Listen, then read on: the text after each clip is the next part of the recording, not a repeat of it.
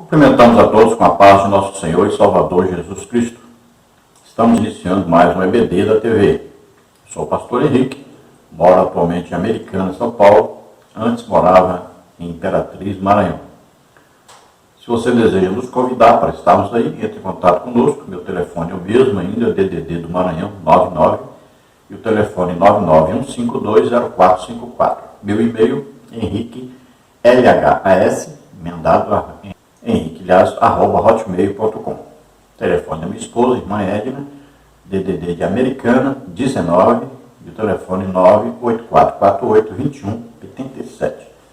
Se você deseja nos ajudar, eu estou já há mais de 5 anos desempregado, então envie qualquer quantia, R$5, R$10, alguma coisa para nos ajudar.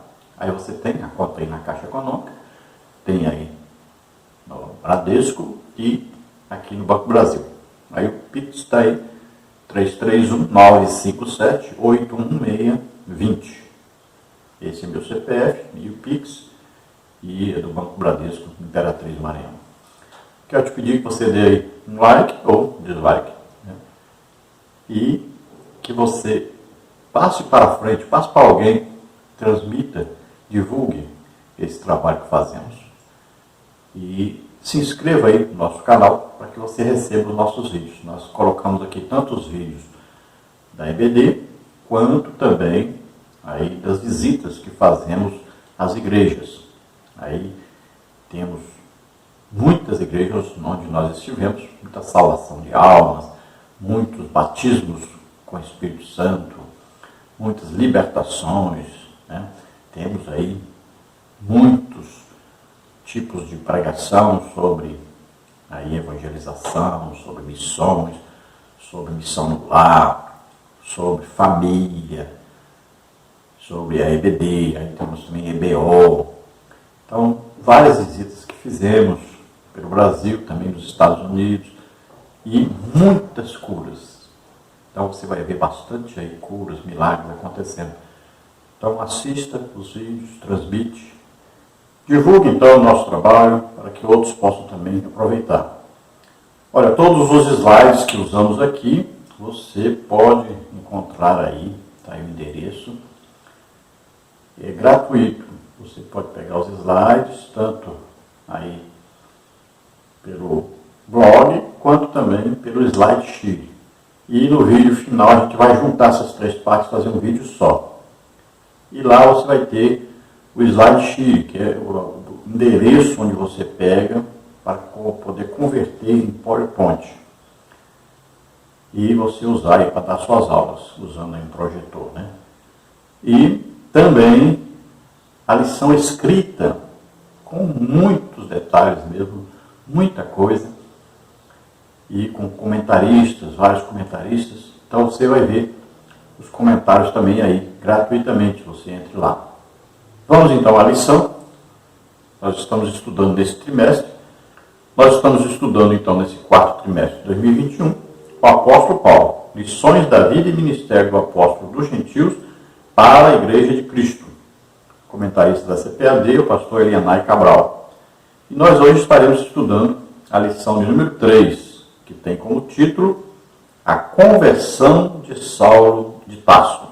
Então nós vamos ver aí o dia, é o momento em que Saulo teve então um encontro pessoal com Jesus Cristo. No meu modo de ver, que é diferente de muitas pessoas, no meu modo de ver, Paulo tinha já um desejo de conhecer Jesus. Era um perseguidor? Era, eu também era, creio que você também era. Mas tinha no profundo do seu coração o desejo de conhecer Jesus, de saber mais sobre Jesus. Por quê? Porque ele viu e ouviu o testemunho, principalmente de Estevão, não só das pessoas a quem ele perseguiu, pessoas que até foram mortas, mas principalmente pelo testemunho de Estevão. Então, ele já tinha esse desejo. Eu não creio que alguém seja salvo sem ter um desejo de conhecer a Deus. Para mim, acontece o desejo profundo do coração da pessoa e então Deus providencia um meio para que essa pessoa seja salva. Pode ser um índio lá no meio da Amazônia, pode ser qualquer pessoa. A Bíblia diz, olha, todo aquele que invocar o Senhor será salvo. Então, para mim, qualquer pessoa que tiver o desejo de conhecer a Deus, de conhecer a salvação, Deus vai providenciar um meio para que ele ouça o Evangelho e seja salvo. Não creio que Deus salve alguém que não queira ser salvo, que não queira Deus. Então, essa é a minha maneira de pensar. Aí você veja a sua maneira de pensar. Os calvinistas acham que já, antes da fundação do mundo, Deus já escolheu quem ia ser salvo e quem ia para o inferno. Eu não concordo, não faço parte dessa ideia, não concordo com isso. Então, para mim, a pessoa sente o desejo de conhecer Deus e então Deus vai levar a ele a pregação do Evangelho. Então ele vai ouvir a palavra de Deus, ouvir o Evangelho e vai acreditar nisto que ele ouviu e ele então vai ser salvo. Lá em Efésios, capítulo 1, versículo 13 em diante, você acompanha lá, diz: em quem vós estáis, ou seja, em Cristo. Desde quando? Depois que você ouviu a pregação do Evangelho. O Evangelho, que tipo de Evangelho? O Evangelho falava a respeito da salvação. Aí diz, tendo nele crido, ou seja, tendo crido neste Evangelho, tendo crido nisso que você ouviu, a fé vem pelo ouvir pela palavra de Deus. Então você ouvindo, você creu, e então o Espírito Santo veio com convencimento do pecado, da justiça e do juízo. Então, veja bem, a salvação é pela graça de Deus, ou seja, tudo o que era preciso fazer para sermos salvos, Jesus já fez. Agora é preciso o quê? Acreditar nisso. Por isso que é mediante a fé. Sem a fé não há salvação. Está bem claro isso. Fé não é obra. Ninguém é salvo por obras. Acreditar não é obra. Então, veja bem, a fé é crer. Você ouviu a pregação, creu. Aí então, que diz lá em Efésios 1,13, então você ouviu, creu, aí você recebe o Espírito Santo, que vem morar dentro de nós, no momento que nós aceitamos a Jesus como Senhor e Salvador. Então aqui, para mim, Paulo teve o desejo, Jesus então aparece a ele, e Paulo então vai ter uma conversão. A conversão não é depois que ele se batiza nas águas. A conversão não é quando ele está lá 3 dias de jejum e oração. A conversão não é depois, é no momento que a pessoa tem um encontro com Jesus. A pessoa ouviu o Evangelho, creu, ali ele já está salvo. A salvação é pela graça, não é por merecimento, não é pela oração que a pessoa fez, não é por batismo que a pessoa batizou nas águas, não é por causa do batismo do Espírito Santo. Não, é no momento que ele creu. Então, ali ele já está salvo, está perdoado de todos os seus pecados, nasce de novo. Para nascer é preciso morrer. Então, morreu para o passado, morreu para o pecado, morreu para a vida velha. Então, é uma nova criatura, é uma nova vida. As coisas velhas passaram, tudo se fez novo agora. Então, no momento que a pessoa aceita Jesus como Senhor e Salvador, isso é que é conversão, é um milagre, é uma coisa feita por Deus. Nós vamos ver então nesta lição seguintes tópicos e subtópicos. No tópico 1, a conversão de Saulo, um ato da graça de Deus. Subtópico 1, a conversão de Saulo e sua experiência sobrenatural. Subtópico 2, a iniciativa de Jesus para transformar a mente de Saulo. Subtópico 3, a graça salvadora se manifestou a Saulo. No tópico 2, nós temos Saulo e a doutrina bíblica da conversão. Subtópico 1, a conversão começa no arrependimento. Subtópico 2, a conversão de Saulo promoveu uma transformação pessoal. Subtópico 3, a conversão faz parte da doutrina bíblica da salvação. Tópico 3, as 3 faculdades interiores transformadas na conversão. Subtópico 1, faculdade intelectual.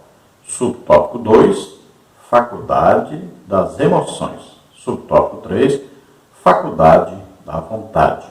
Então nós vamos ver mais detalhadamente todos esses assuntos aí durante o estudo dessa lição. Muitas vezes nós não concordamos, né, com algumas coisas que estão escritas aí na lição. Mas vamos procurar explicar mais detalhadamente aí sobre esses assuntos. Vamos ver então o textual. O textual da lição está em Atos 9, 3 e 4, que diz assim: E, indo no caminho, aconteceu que, chegando perto de Damasco, subitamente o cercou um resplendor de luz do céu. E, caindo em terra, ouviu uma voz que lhe dizia: Saulo, Saulo, por que me persegues? Então aqui narra o encontro de Jesus com Saulo. Então, Jesus fala com Saulo. Ele aparece e fala com Saulo. Não é essa a primeira vez que vai acontecer isso. Jesus ainda vai aparecer depois para Saulo mais tarde. Mas aqui foi a primeira vez, o primeiro encontro. Então Paulo imediatamente já trata Jesus como Senhor. Ele vê que aquilo ali é de Deus, está chamando pelo seu nome. Imagine Jesus aparecer e dizer para você o seu nome.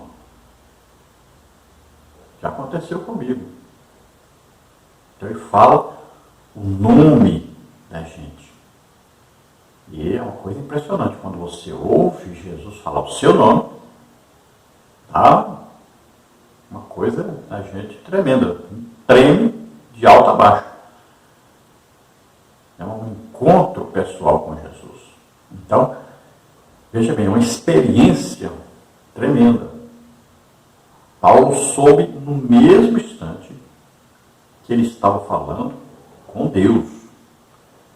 Ele reconheceu, e Jesus ainda disse: Eu sou Jesus a quem tu persegues. Quando Paulo pergunta quem é, ele diz: Eu sou Jesus a quem você está perseguindo.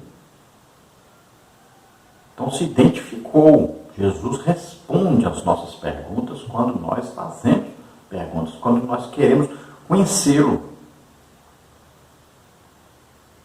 Então veja bem, Paulo teve certeza naquele momento. Então, naquele momento, Paulo teve uma legítima conversão. Ele reconheceu que esse Jesus é o mesmo Jesus que Estevão tinha visto. O mesmo Jesus que ele viu tantos cristãos falarem a respeito dele. Ele teve ali naquele momento a sua conversão. Esta é a legítima conversão, é um milagre que acontece. É sobrenatural. Paulo pôde perceber que aquela luz era superior à luz do sol. Ele pôde perceber que aquilo tudo era sobrenatural, vindo realmente de Deus. Quanto a acreditar que Paulo caiu do cavalo, eu acredito assim. Pode ver que Paulo, quando foi preso, né, e foi mandado para Cesareia, veja bem que foi dito para que Paulo fosse colocado no cavalo e fosse conduzido. Então esta é a maneira correta daquele tempo de se viajar. A pessoa principal ali sempre ia montado no cavalo, com cavaleiros ao seu redor, para servir de guarda.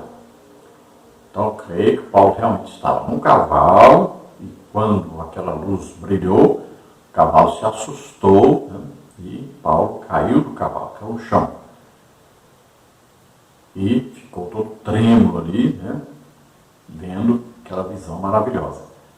Também os seus companheiros, nós cremos que os cavalos se assustaram, cremos que eles também caíram. Agora, Paulo ouviu a voz de Jesus e viu Jesus. Os companheiros não viram Jesus, viram a luz apenas, e escutaram uma voz, mas não compreenderam a voz. Isso resolve, então, dois grandes problemas aí. Um problema, as pessoas falam que estava a cavalo ou a pé. E outro problema, a pessoa vê que em dois lugares diferentes, né? Um fala que não escutaram, outro lugar diz que escutaram. Então, para mim, eles escutaram, mas não entenderam. Veja bem, o dia que Jesus foi batizado nas águas, Deus falou. Quem ouviu? Só Jesus e João Batista. Só João Batista e Jesus, então, puderam compreender que era Deus falando. Então, nós vamos ver que em vários momentos na Bíblia, Deus falou pessoalmente.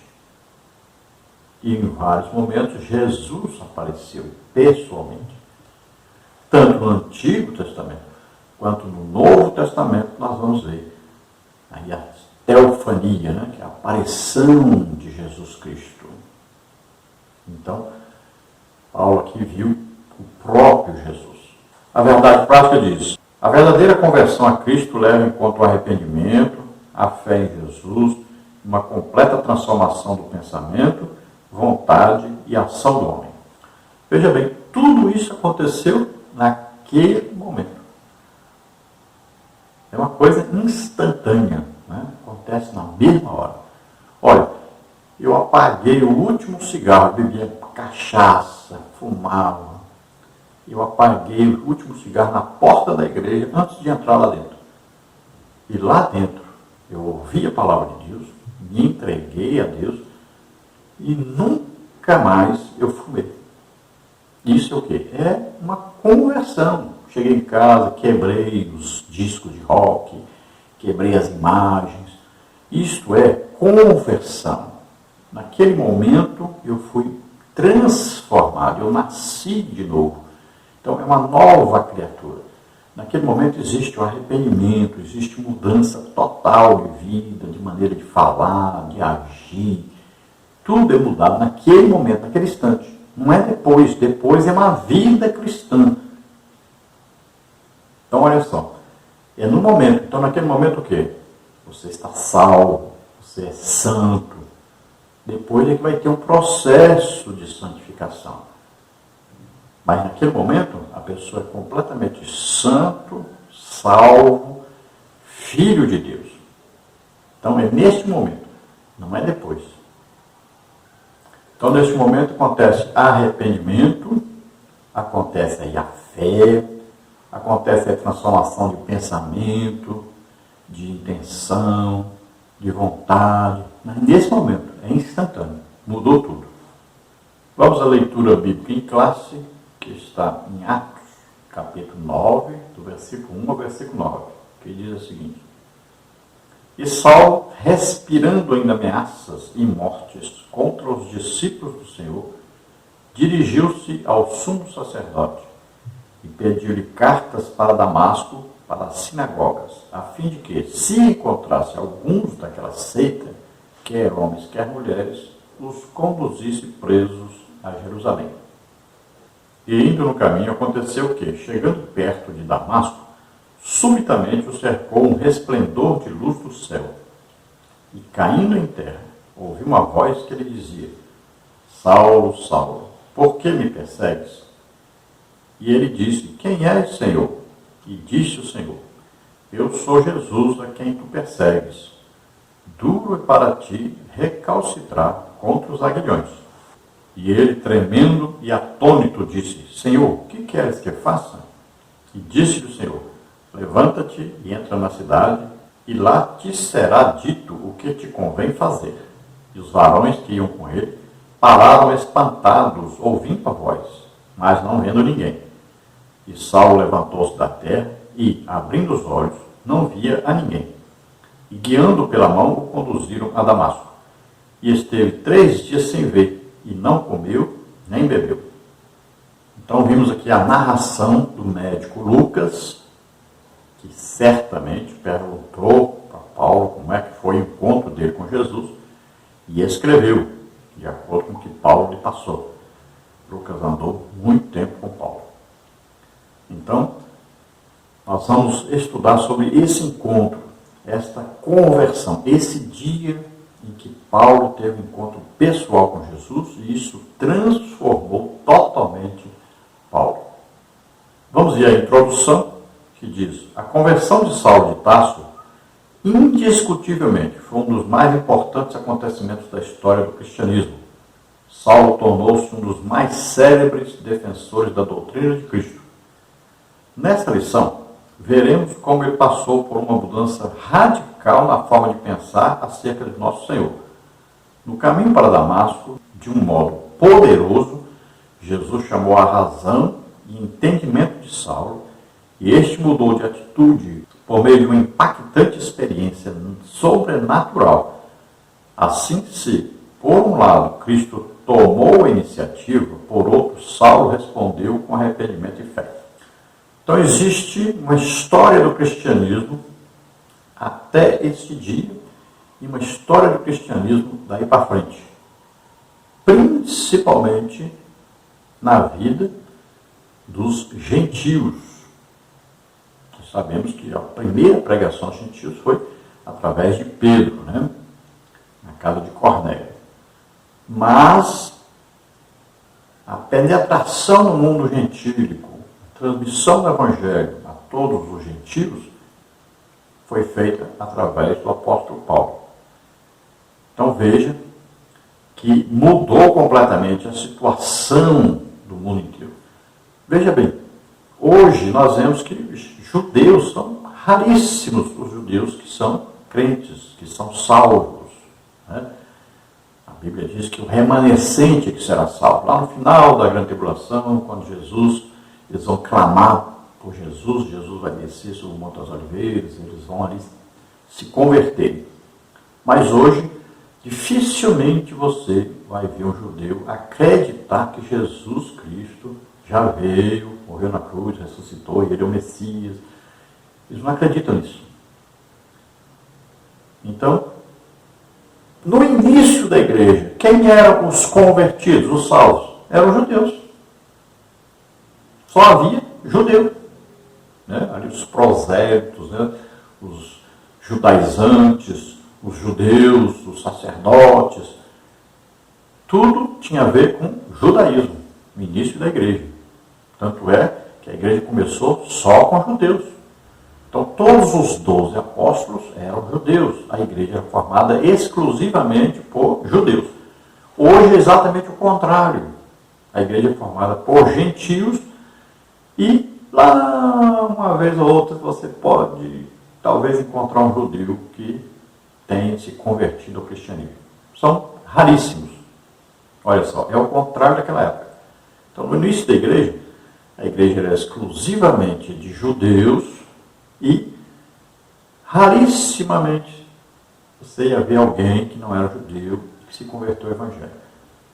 Depois, então, veio o evangelho pregado por Paulo e alguns outros também saíram pregando.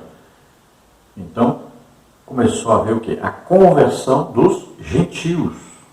Pessoas que não eram judeus e nem prosélitos do judaísmo. Então, Paulo foi importantíssimo. Então, nós devemos esse crescimento, esse início da igreja, essa base da igreja, a Deus ter usado o apóstolo Paulo, que ele se dedicou à pregação dos gentios. Por isso é chamado apóstolo aos gentios, e nós vemos que Jesus disse realmente que o enviaria aos gentios.